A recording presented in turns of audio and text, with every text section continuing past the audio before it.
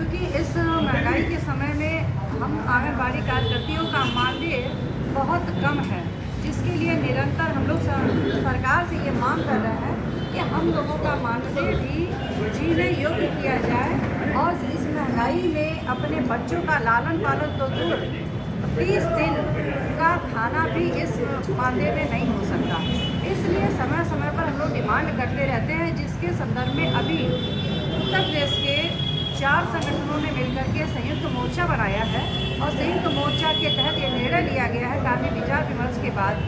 कि अभी हम सब लोग एक लंबे आंदोलन की रणनीति तय करें और सरकार से समय देते हुए अपने मांगों पर एक ज्ञापन दें, जिस पर 8 मार्च के लिए एक महिला दिवस पर पूरे उत्तर प्रदेश के सभी जिला मुख्यालयों पर कार्यक्रम का आयोजन करके माननीय प्रधानमंत्री और मुख्यमंत्री जी को अपने लंबित मांगों का ज्ञापन दिया गया। पुनः 1 मई मजदूर दिवस पर भी अपने मानदेय से संबंधित विचार करते हुए कार्यक्रम करेंगे और कार्यक्रम के तहत पुनः प्रधानमंत्री जी को और मुख्यमंत्री जी को अपनी जायज़ मांगों का ज्ञापन सौंपेंगे। उसके अलावा फिर 2 अक्टूबर चूँकि विभाग का हमारा 50वां स्थापना दिवस है, जिसको हम लोग लखनऊ के इको गार्डन में मनाने का निर्णय लिए हैं, जो प्रांतीय लेवल का होगा। लेकिन 2 अक्टूबर को दशहरा होने के कारण इस कार्यक्रम को 5 अक्टूबर को रखा गया है, जिसके लिए निर्णय लिया गया है कि 5 अक्टूबर को हम लोगों के द्वारा यह कार्यक्रम किया जाएगा और अपने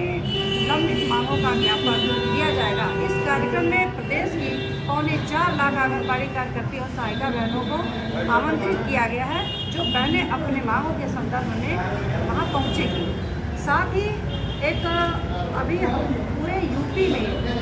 आंगनबाड़ी की भर्ती प्रक्रिया चल रही है, जिसमें मंत्री जी का एक बयान आया था, हमारी विभागीय मंत्री जी का, कि जिलों में इस पर बहुत बड़े पैमाने पर धन उगाही की जा रही है और इसमें तस्करी चल रही है, जिसके लिए संगठन पूरे जिले के सभी राज्य के सभी जिलों में जो हमारे पदाधिकारी हैं उनको निगरानी के लिए रखा गया था कि कहीं भी इस तरह की धांधली ना हो। आप लोग भी इसमें निगरानी रखिएगा ताकि स्वतंत्र रूप से बढ़िया से इस पर नियुक्ति हो, क्योंकि जब धांधली का नाम आता है तो नियुक्ति प्रक्रिया ठप हो जाती है और उससे क्या हो रहा है कि 62 वर्ष पार कर चुकी आंगनबाड़ी कार्यकर्तियों की रिटायर हो जाने की वजह से और काफ़ी लंबे समय से जो आंगनबाड़ी की भर्ती प्रक्रिया नहीं हुई है, इससे बहुत सारे आंगनबाड़ी केंद्र रिक्त पड़ चुके हैं और उन रिक्त केंद्रों की भी जिम्मेदारी हम आंगनबाड़ी कार्यकर्तियों के ही कंधे पर है, जो उम्र के पड़ाव में अधिक उम्र होने के नाते अपने ही केंद्र का कार्य करना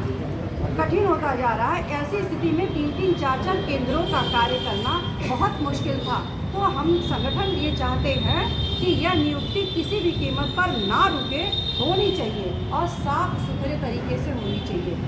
और इसी संदर्भ में देखिए सब जगह लगभग नियुक्ति चली, अभी तक कहीं ऐसा संज्ञान में नहीं आया, लेकिन गोरखपुर में 20 परियोजना चल रही है। 20 परियोजना में एक बड़हलगंज परियोजना ऐसी है जहां पर स्थानीय स्तर से कुछ हमारे पास हमारे बीच के लोगों के द्वारा फोन आया कि जो नियुक्ति हो रही है वो गलत हो रही है। जैसे वहाँ पर बीडो को वरीयता नहीं मिली और वहाँ पर विकलांगों को वरीयता नहीं मिली, जिस संदर्भ में हमने शासनादेश का अवलोकन किया, जो नए शासनादेश पर नियुक्ति चल रही है। उस शासनादेश के अंतर्गत जो नियुक्ति प्रक्रिया चलनी चाहिए वो चल रही है, लेकिन स्थानीय कुछ दलालों द्वारा हमें यह सूचना दिया गया कि इस भर्ती प्रक्रिया को रुकवाइए, क्योंकि जिसका होना चाहिए उसका नहीं हो रहा है।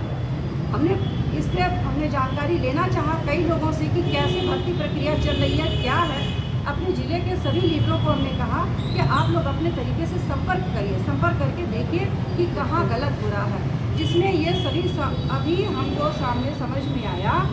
कि वो लोग आरोप ये लगा रहे हैं कि संगठन के लोग बातों को नहीं संज्ञान में ले रहे हैं और नियुक्ति प्रक्रिया जो चल रही है वो मनमाने ढंग से चल रही है। जब इतना लंबा आरोप लगा तो हमने स्वयं जिस स्थानीय व्यक्ति ने मुझे यह सूचना दिया था उसी से हमने पूछा कि आपको यह कैसे पता चला कि किसकी नियुक्ति हो रही है और किसकी नहीं हो रही है। तो उस व्यक्ति ने 2-4 का नाम बताया, नंबर भी बताया, जिस नंबर पर हमने फ़ोन किया, फ़ोन करके गीतांजलि मौर्य बन के हमने स्पष्ट उन सबसे पूछा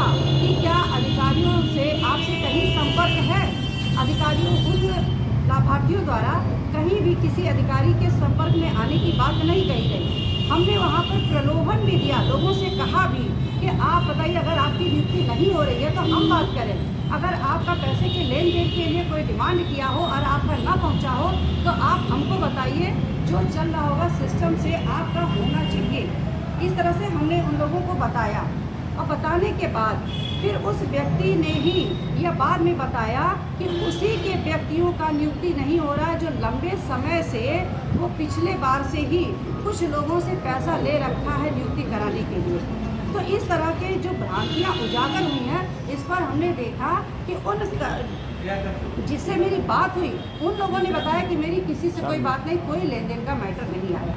तो मैटर नहीं आया, इसका मतलब है कि भर्ती प्रक्रिया में अधिकारियों का कहीं कोई रोल नहीं है धांधली करने में। इसमें स्थानीय स्तर के दलाल, जो केवल बड़हलगंज में यह बात हमको सामने आई है कि वो स्वयं पैसा ले रहे हैं और वो थोप रहे हैं अधिकारी